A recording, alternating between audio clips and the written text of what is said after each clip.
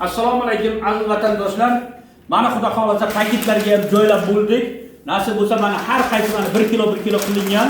Mana shunday paketlarga qo'yib turib, mana hozir konditsionerda yaxday holatda olingan.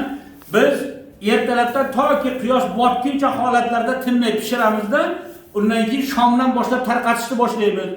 Shomda jo'natganlarimiz to ertalabgacha salqinda mashinalarda manzillarga yetib boryapti. 2 kun 3 kunlarda ham mana qog'oz paketlarga bemalol turadi. Biz o'zimiz guvohi bo'lganmiz.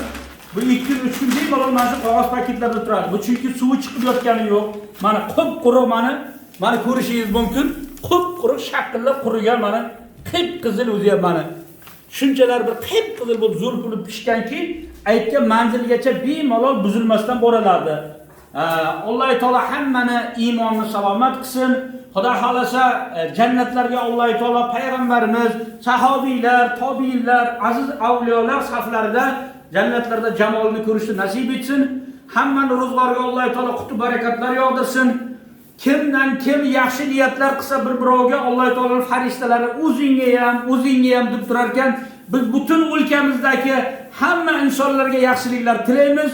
Farishtalar amin dursun, baraka xayrlar yog'ilaversin. Salomat bo'linglar, sog' bo'linglar.